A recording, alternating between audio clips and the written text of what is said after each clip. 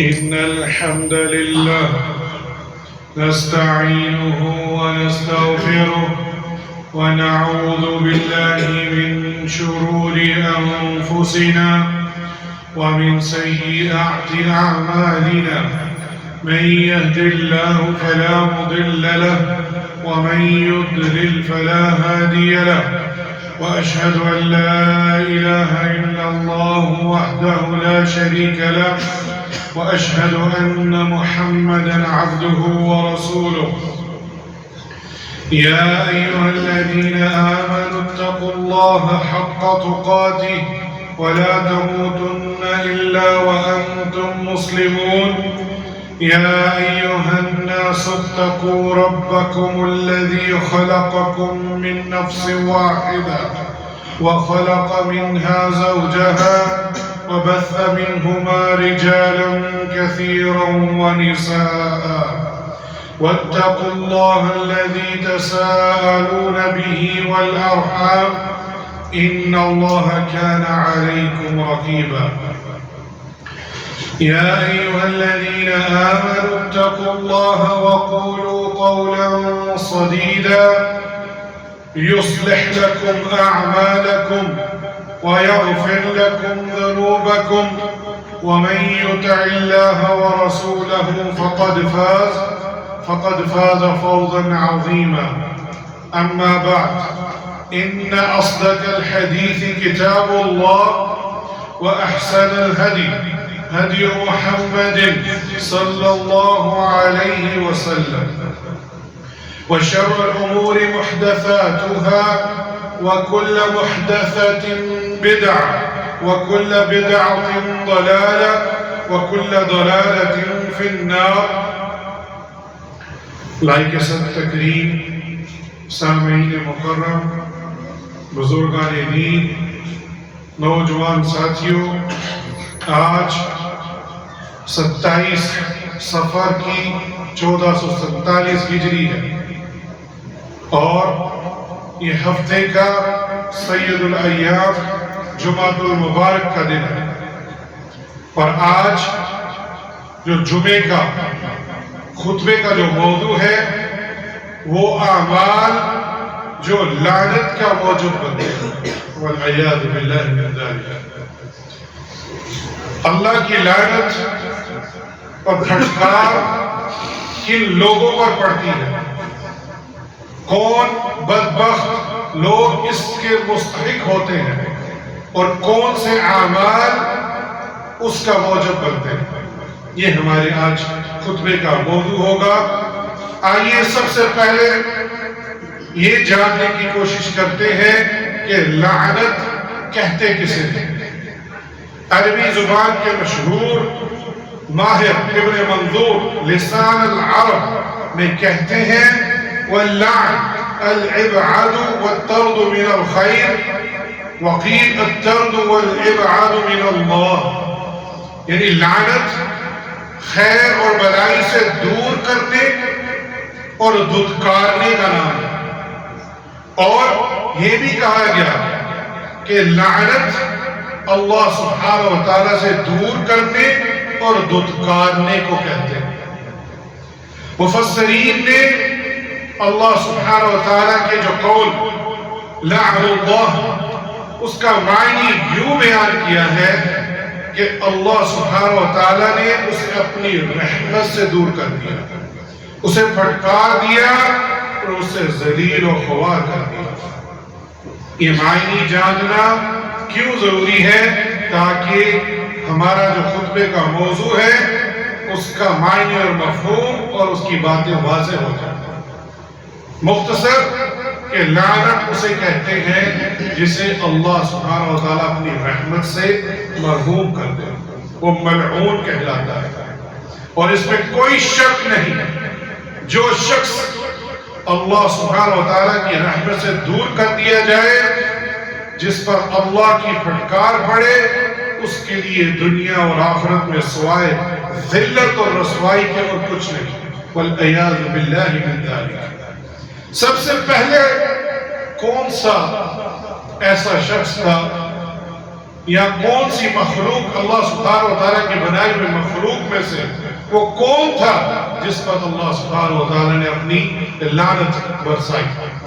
اللہ سبحانہ و تعالیٰ نے ہمارے باپ آدم علیہ السلام کو اپنے ہاتھوں سے بنایا اور مٹی سے بنایا، اور بنانے کے بعد فرشتوں کو حکم دیا، اور شیطان مردود ملعون وہ اپنی عبادات کی بنا پر فرشتوں کے ساتھ تھا، اس نے سجدہ کرنے سے انکار کر دیا، اور اللہ سبحانہ و تعالیٰ نے پوچھا اے شیطان ابلیس جو کہ جنوں میں سے تھا، تمہیں کس چیز نے روکا ہے اس آدم کو جس کو میں نے اپنے ہاتھوں سے بنایا اور مٹی سے بنایا، کس چیز نے تمہیں روکا؟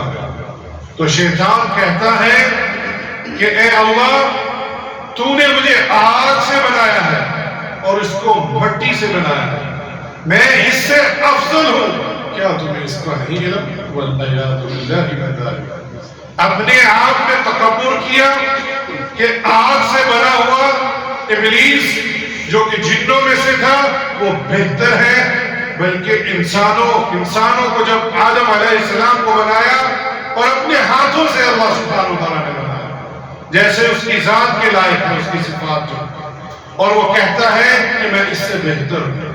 تکبر اور اللہ کے علم پر بھی اس نے اعتراض کیا، والعیاذ باللہ من ذلک، کہ اللہ کو بتا رہا ہے العلیم کو کہ میں اس سے بہتر ہوں، جو خالق ہے جنوں کا بھی اور انسانوں کا بھی، اور وہ اپنا علم آگے پیش کر رہا ہے۔ اس بنا پر اللہ سبحانہ و تعالیٰ نے سورۃ الحجر میں ارشاد فرمایا وَإِنَّ عَلَيْكَ اللَّعْنَةَ إِلَىٰ يَوْمِ الدِّينِ، اور تجھ پر لعنت ہے قیامت کے دن تک، والعیاذ باللہ من ذلک۔ تو یوں ابلیس سب سے پہلے اللہ سبحانہ و تعالیٰ کی لعنت کا مستحق ٹھہرا۔ اب آگے چلیے اور یہاں سبق سیکھتے جائیے کہ اللہ سبحانہ و تعالیٰ کی صفات اور ان کی جتنے بھی اللہ سبحانہ و تعالیٰ کی صفات ہیں یا نام ہے اس پر ہمیں اعتراض نہیں کرنا چاہیے۔ ایک مومن اللہ کی شریعت کے آگے اپنا سر خم کر دیتا ہے، جھکا دیتا ہے اور اس کی شریعت پر عمل کرتا ہے۔ اب آگے بڑھیے کہ وہ کون سے ایسے اعمال ہیں جس پر لعنت برسی گئی ہے، اور یہ علماء کرام نے 24 ایسے اعمال ہیں جو بیان کیے ہیں، اللہ اکبر، اور وہ یہاں 24 کے 24 بیان کرنا بہت مشکل ہے، ہو سکتا ہے ہم اگلا جمعہ بھی اسی پر لگائیں۔ آج جو پہلا عمل ہے جس پر لعنت برستی ہے وہ ہے شرک اور اس کے وسائل، اللہ اکبر۔ سب سے پہلے جو عمل اللہ سبحانہ و تعالیٰ کی لعنت کا موجب بنتا ہے، جس کی وجہ سے اللہ سبحانہ و تعالیٰ کی پھٹکار پڑتی ہے، وہ شرک ہے اور اس کے تمام وسائل ہیں۔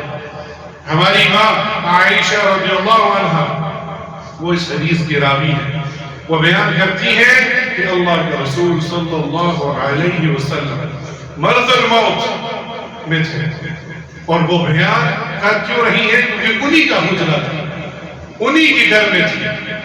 اللہ کے رسول نے فرمایا اور یہ متعدد بار فرمایا، لعن اللہ الیہود والنصارى، لعنت ہو یہودوں اور نصارہ پر، اتخذوا قبور انبیائہم مساجد، جنہوں نے اپنے انبیاء کی قبروں کو سجدہ گاہ بنا لیا، اللہ اکبر۔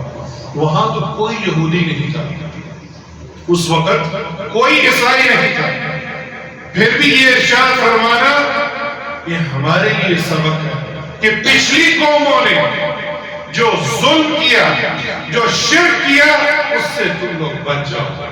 اور ان کا سب سے بڑا ظلم کیا تھا کہ جب انبیاء ان کی وفات ہوتی تو ان کی قبروں کو سجدہ گاہ بنا دیا، اور لعنت کون بھیج رہا ہے؟ خاتم الانبیاء رحمت العالمین۔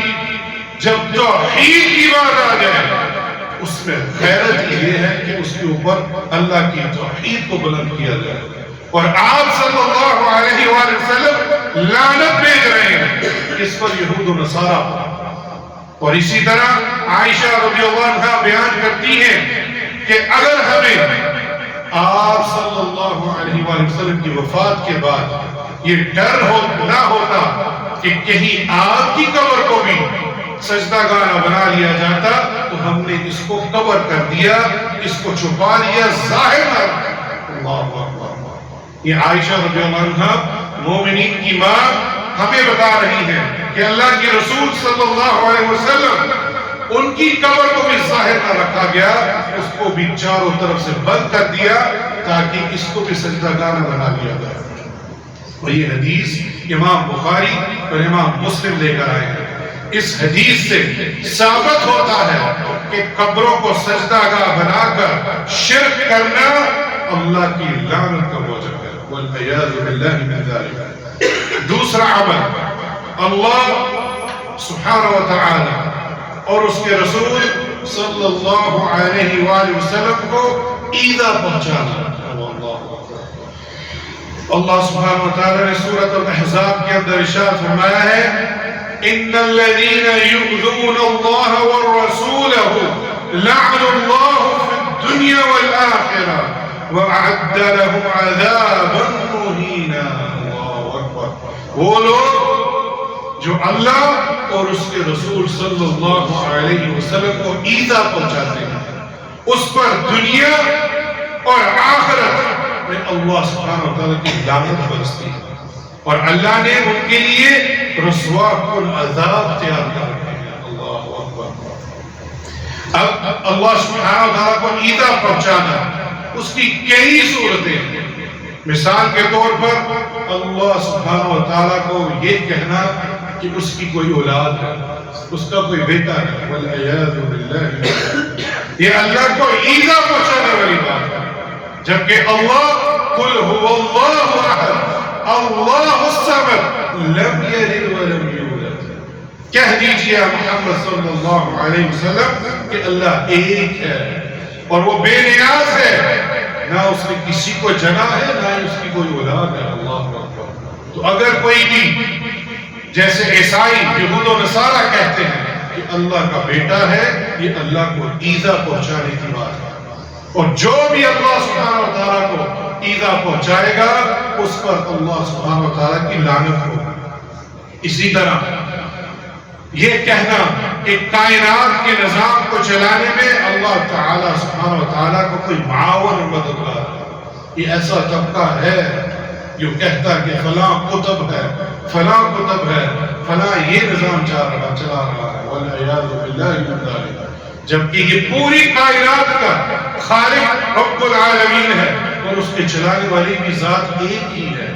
اور کوئی بھی شخص یہ کہے کہ آپ کا کوئی معاون ہے اس کائنات کو چلانے والا، یہ اس کو ایذا پہنچانے کی بات ہے، اور جو ایذا پہنچائے گا اللہ سبحانہ وتعالی کو، اللہ سبحانہ وتعالی اس کے اوپر لعنت ہوگی۔ اسی طرح رسول اللہ صلی اللہ علیہ وآلہ وسلم نے کسی حدیث بیان کی ہے کہ بتایا کہ زمانے کو گالی دینا یہ بھی ایذا پہنچانا ہے۔ اللہ اکبر۔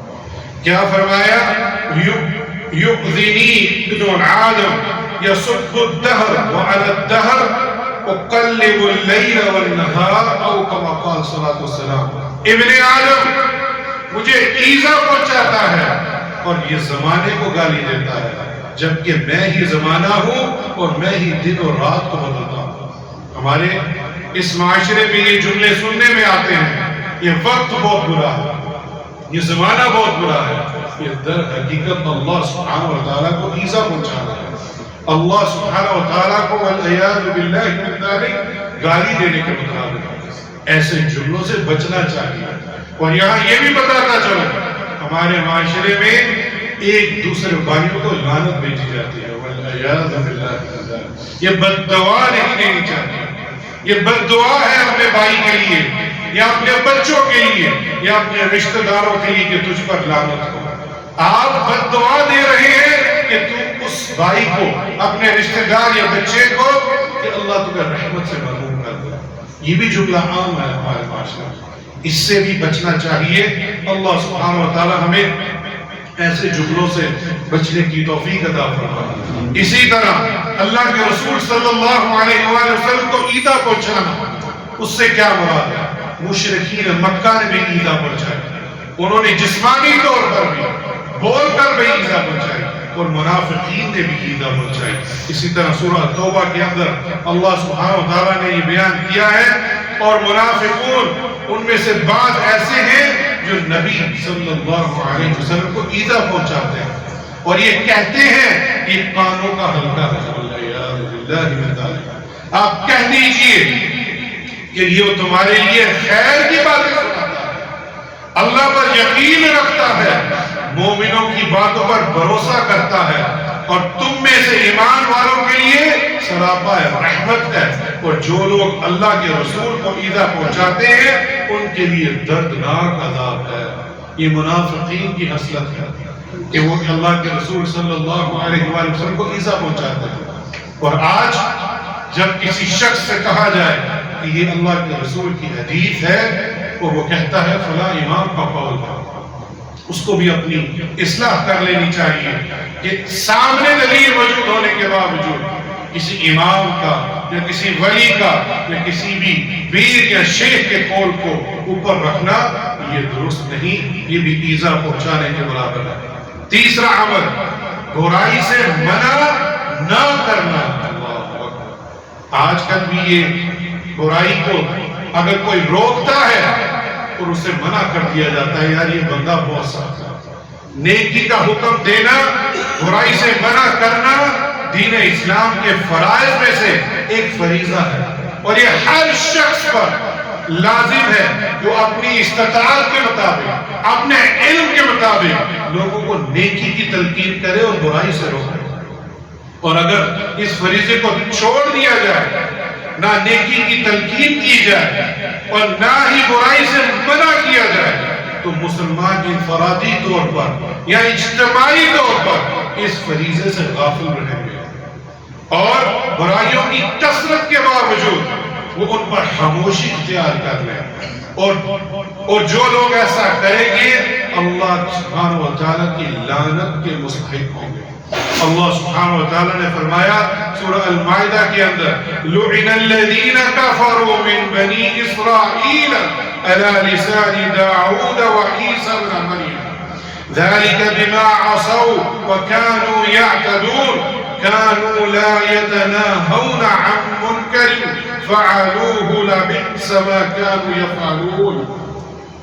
بنی اسرائیل کے جن لوگوں نے کفر کیا ان پر داؤد علیہ السلام اور عیسیٰ ابن مریم علیہ السلام کی زبانی لعنت بھیجی ہے، یہ اس لیے کہ وہ نافرمانی کرتے تھے اور اللہ کی حدود سے تجاوز کر جاتے تھے۔ نافرمانی کرنا اور اللہ کی جو حدود ہے اس سے تجاوز کر جانا، اور وہ لوگ جس کا گناہ کا ارتکاب کرتے تھے اس سے ایک دوسرے کو منع نہیں کرتے تھے۔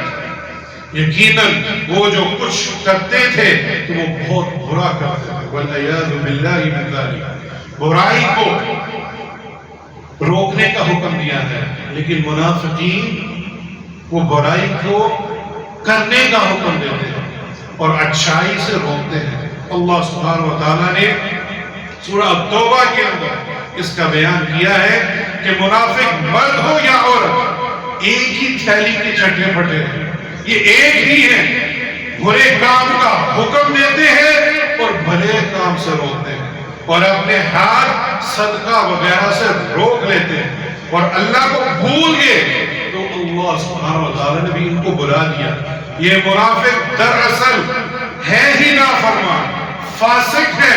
اللہ نے منافق مردوں، منافق عورتوں، کافروں سے جہنم کی آگ کی وعید سنائی جس میں وہ ہمیشہ رہیں گے، اور ان پر اللہ کی لعنت اور ان کے لیے دائمی عذاب ہے، والعیاذ باللہ من ذلک۔ ہمیں اپنی استطاعت کے مطابق امر بالمعروف و نہی عن المنکر کرنا چاہیے، نیکی کی طرف حکم دینا چاہیے اور برائی سے روکنا چاہیے۔ آئیے چوتھا عمل، غیر فطری طریقے سے اپنی شہوت پوری کرنا. اللہ سبحانہ و تعالیٰ نے ہر انسان کو چاہے وہ مرد ہو یا عورت اس کے اندر شہوانی جذبات رکھے ہیں اور انہیں پورا کرنے کے لیے اس شریعت کے اندر اللہ سبحانہ و تعالیٰ نے مرد اور عورت کو نکاح کے لیے کہا تاکہ وہ اپنے جذبات کو اس سے تسکین حاصل کر سکے. لیکن آج کل اور میں کہوں گا قوم لوط کو یاد کیجیے.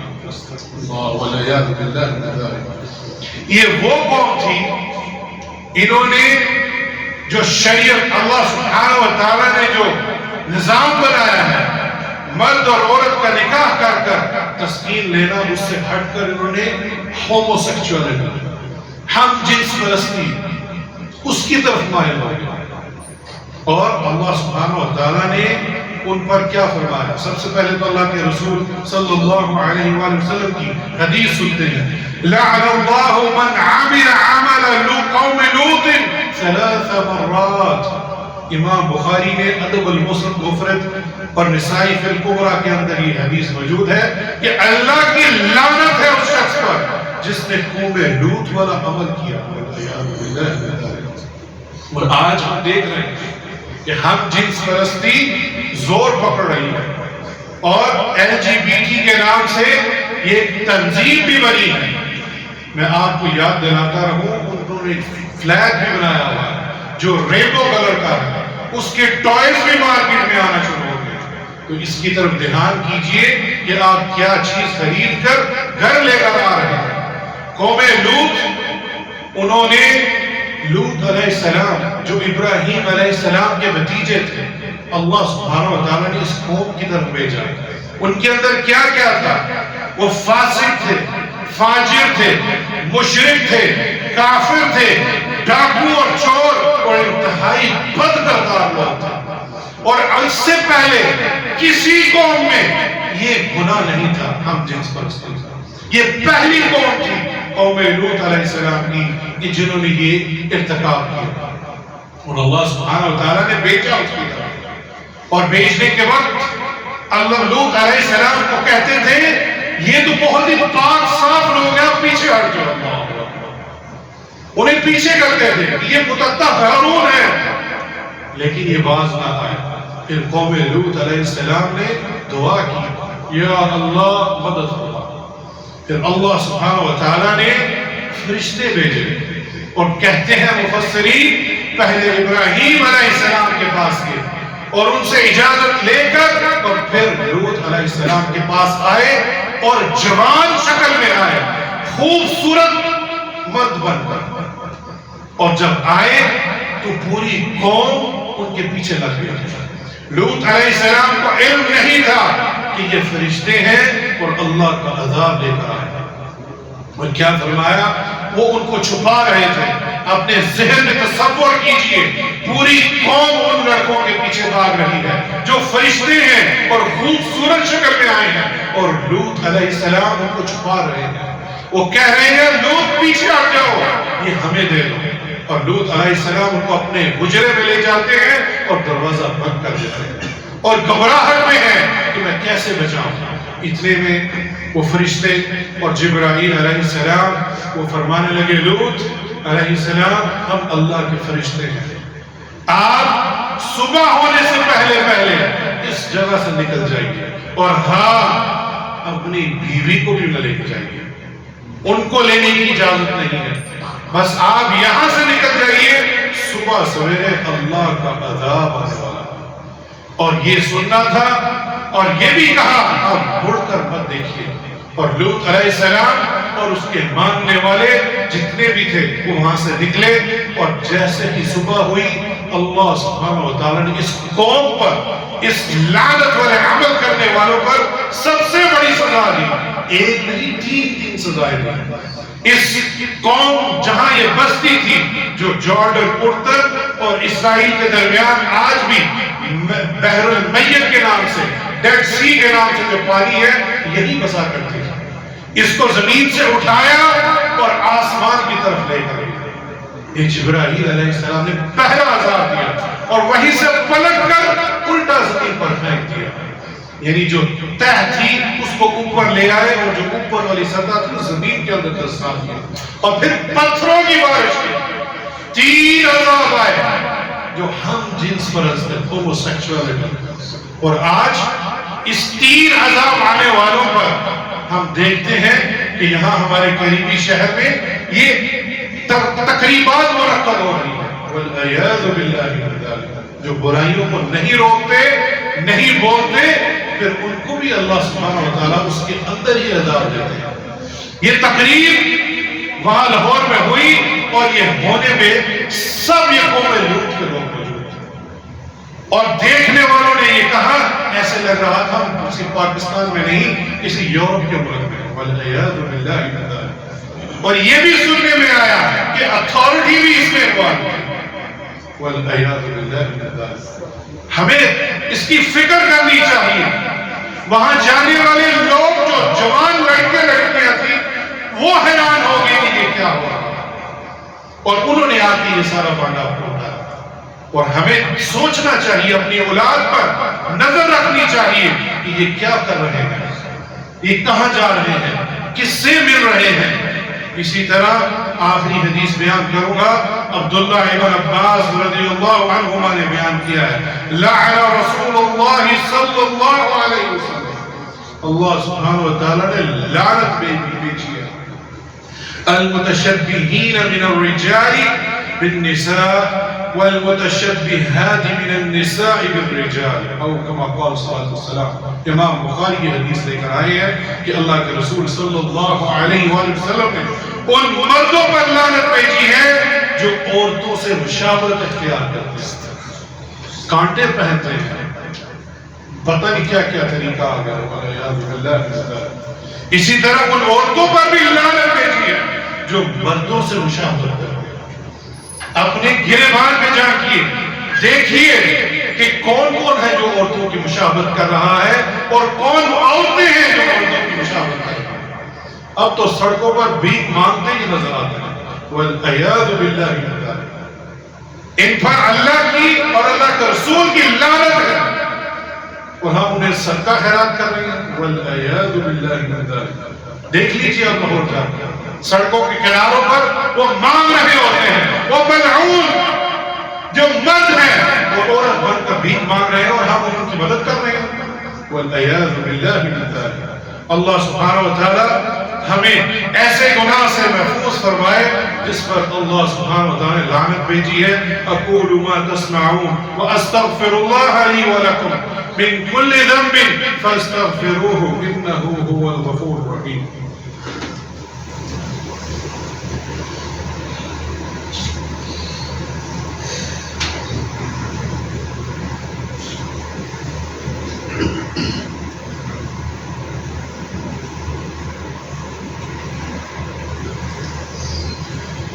الحمدللہ والصلاة والسلام علی رسول اللہ اما بعد پانچواں عمل مختصر بیان کرتا ہوں کفر پر موت آنا والعیاذ باللہ من ذالک ایک شخص شروع سے کافر ہو یا مرتد ہو کر کافر ہوا ہو اور کفر پر ہی اس کی موت آئی ہو تو اللہ سبحانہ وتعالی کی فرشتوں کی اور تمام لوگوں کی لعنت کا مستحق ہے اللہ سبحانہ وتعالی نے سورہ البقرہ کے اندر میں اس کا ترجمہ پیش کر دیتا ہوں بے شک جن لوگوں نے کفر کیا اور کفر پر ہی مر گئے تو ان پر اللہ کی فرشتوں کی اور تمام لوگوں کی لعنت ہے جس میں وہ ہمیشہ رہیں گے ان کے عذاب میں تخفیف نہیں ہوگی اور نہ ہی انہیں ڈیل دی جائے گی اللہ سبحانہ وتعالی ہمیں ایسی موت سے بچائے آج ہم دیکھتے ہیں ایک ایسا شخص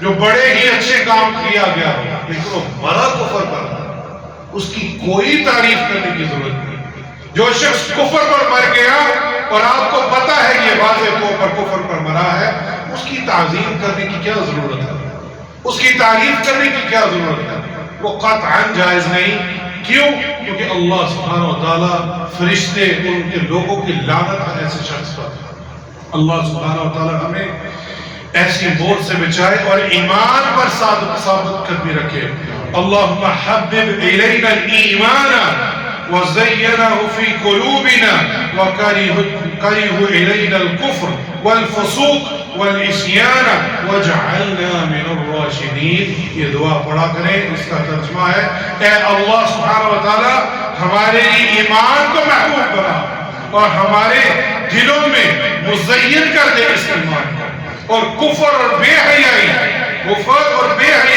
اور معصیت کو ہمارے لیے قابل نفرت بنا دے اور ہمیں ہدایت یافتہ لوگوں میں شامل فرما.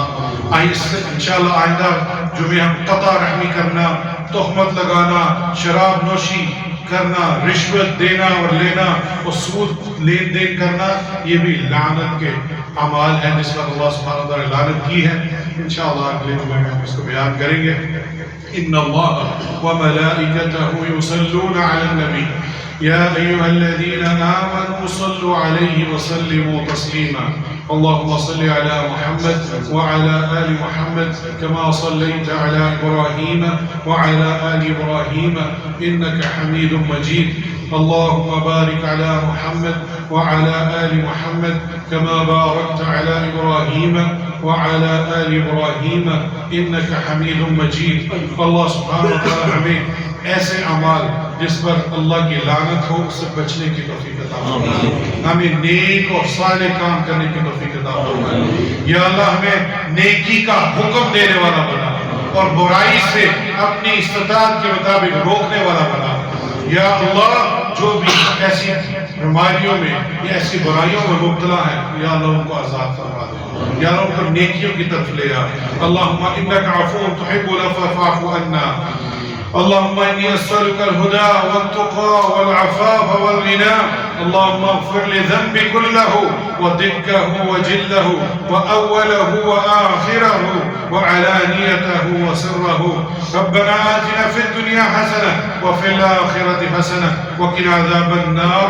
ربنا تقبل منا إنك أنت السميع العليم وتب علينا إنك أنت التواب الرحيم.